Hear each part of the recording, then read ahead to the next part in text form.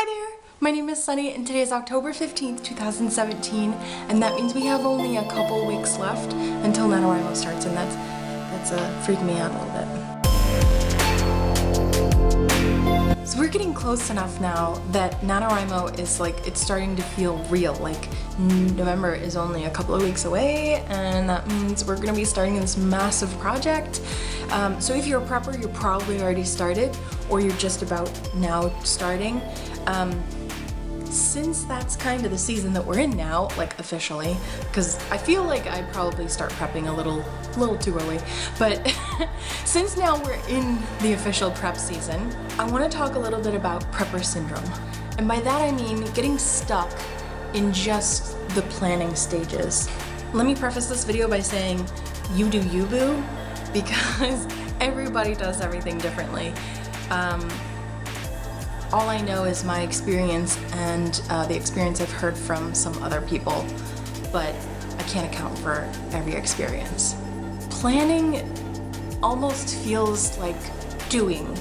It almost feels like you've actually done the thing that you're planning on doing, and that can be dangerous. And I think that's one of the reasons why I have resisted for a very long time in getting involved with the planner crafting thing, like the big movement about planners and all of that stuff. I've resisted doing that for so long because I know how I act. I know that if I plan on doing something and I make kind of a big deal about I have made this plan and I'm still in the stages of figuring out the nuances of that plan, it feels very much like I'm actually doing something when I'm not. I'm just pretending like I'm doing something. I don't know if that makes any sense. So that's one thing to be very careful about when you're planning, is that you can get very wrapped up in just planning and prepping for NaNoWriMo, and then when it comes to the season,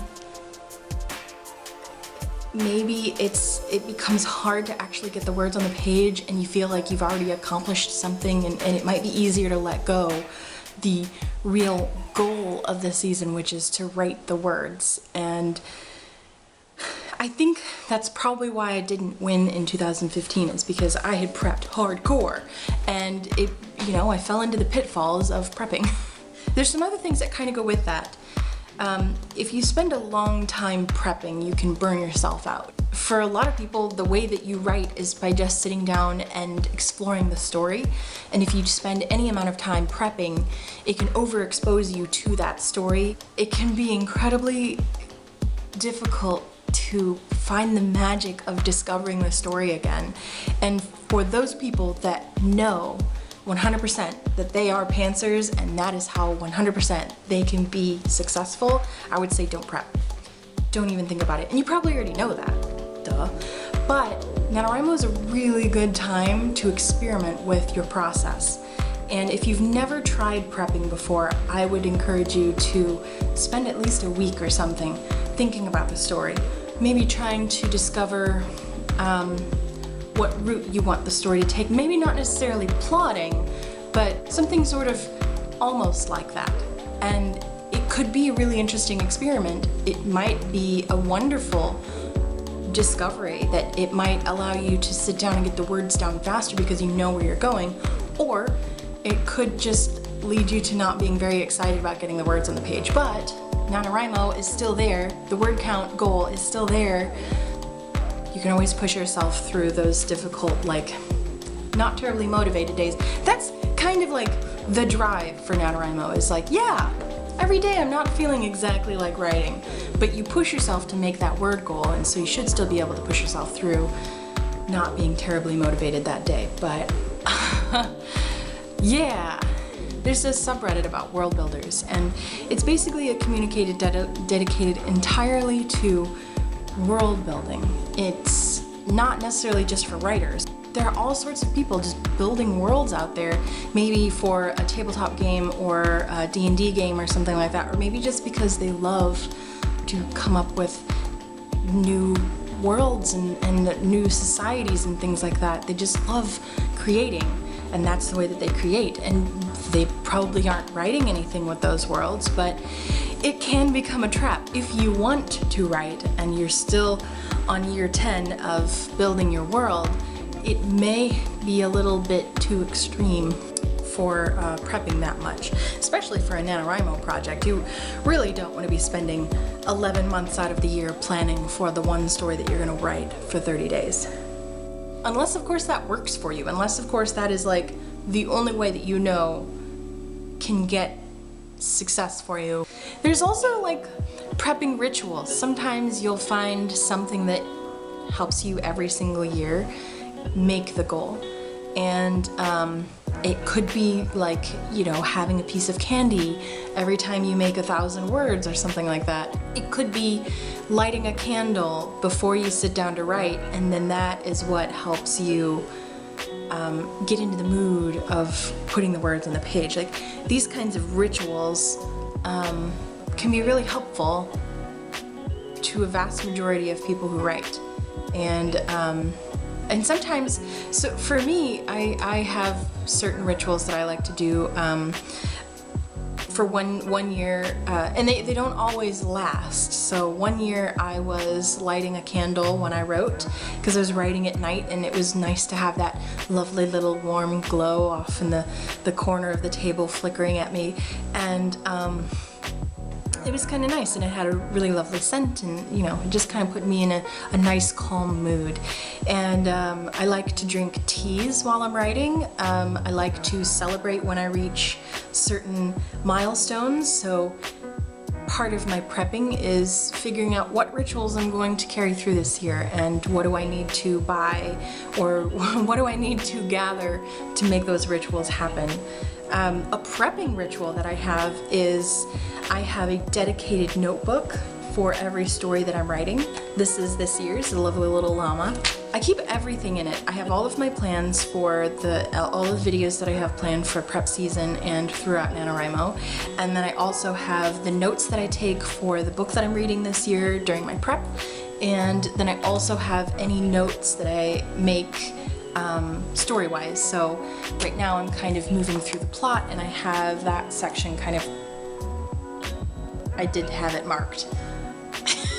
That's obviously not a very strong sticky note. So I had the plotting section marked, and you know, so I can easily flip to that when I want to work on the plot. And throughout NaNoWriMo, I'll sit down and I'll plan the scene that I want to write right before I sit down and write it, and so I'll have those notes in the notebook as well. And then anytime I want to reference what's going on in the story, or I have questions about plotting, or where was my mind at while I was thinking about X, Y, and Z, I can go in and look at the notebook. It'll have all of the notes together. I used to carry one notebook and just put everything in it, and eventually I realized that was not helpful. There's lots of other items that are really helpful for preparing for NaNoWriMo and for NaNoWriMo itself. Pens and notebooks and folders and other sorts of things that help you get in the mood for writing. And those are some fun things to think about the more we get closer. So I am now starting to prepare, like, do I need things for NaNoWriMo? I can get them last minute as we get even closer. As far as my prep goes this week, I didn't get as much done as I wanted to, which I did get more done than I thought I would, if that makes any sense. So I discovered this week that the story that I'm writing this year has been kicking around for 3 years. I got inspiration for this story in November 2014. And that was my second NaNoWriMo. While I was trying to get that NaNoWriMo done, I had 2 stories come to me at that time. And that happens a lot, actually. While I'm writing NaNoWriMo, I'll get inspiration for other things. And so I'll just have to write it down and keep focusing on what I'm trying to focus on. So this one came to me in 2014, and I did take quite a few notes at the time because it was a really vivid scene. It's the opening to the story came to me, and I was like, whoa, this is really cool, and I need to explore this further, and so I did. Which even led me to writing a little bit of the story. So I currently have 3,400 words, and I actually really like what I have written for it. So my end goal for NaNoWriMo this year will be 53,400 at least. I'm hoping I can get a little bit more than that, just to cement the fact that it was 50,000 words written this year. This week I reread everything that I had written previously on the story. I even read a lot of the notes. And then I was really frustrated because I thought I had taken a lot more notes, like specifically about all the characters that I want to introduce in the story and kind of some of their plot lines. And I have looked everywhere and I cannot find where I have any more notes for this story, unless they're physical notes and they're like hidden away in a different notebook or something. And I don't have all of my creative writing stuff with me here in Oklahoma City. It's all up in St. Louis. So I'm just kind of, I think I will kind of glance through some of the notebooks that I have with me and see if I snuck something in there, because there's only supposed to be one story in each notebook, but you know, occasionally something sneaks in.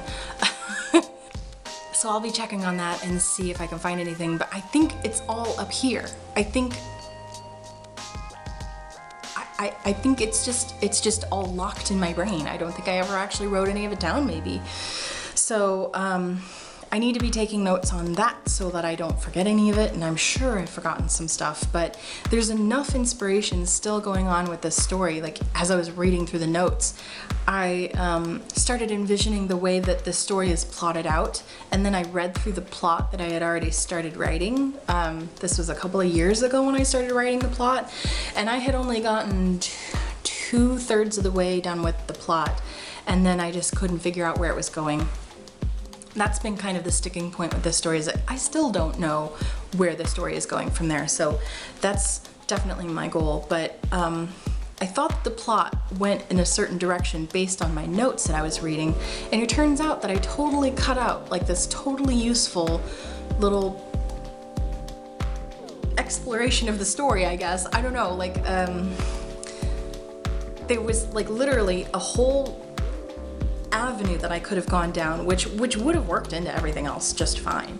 I didn't explore it, and I think it was because I was like, nah, it's too complicated, I want to move on to the other things, but yeah, I'm gonna add that back in. So I need to totally rework the plot this week. I'm going to keep reading in the character and viewpoint book. I haven't gotten as much done in that as I want. We had more tests this week, so a lot of studying for that. I've got another big test next week, so there will definitely be some studying for that as well. And I need to keep looking over course material for work, and there's a lot of other reading that I'm meant to be doing right now. So unfortunately, I haven't really been getting very far on the character and viewpoint book. So that's it for me today. I hope that your prep is going well. If you're not prepping, I hope that you are still super excited about NaNoWriMo coming up. Let me know in the comments below if you have any rituals or items that you have to use to get ready for NaNoWriMo. I'm excited to see where everybody's at this week. And if you don't prep, do you know what you're writing yet? I think it's a good thing to kind of be thinking about at this point. Even if you're not pre-planning anything, it's kind of nice to just figure out, I want to write a story that's a romance or a mystery, or start thinking about the characters themselves or something like that. I'll check in with you next week. I'm really excited about it. I've got a special video planned for next week because exciting things are happening. And I will see you then. Thanks for watching. Good luck. Bye. Like, you know, having a piece of candy every time you make 1,000 words or something like that.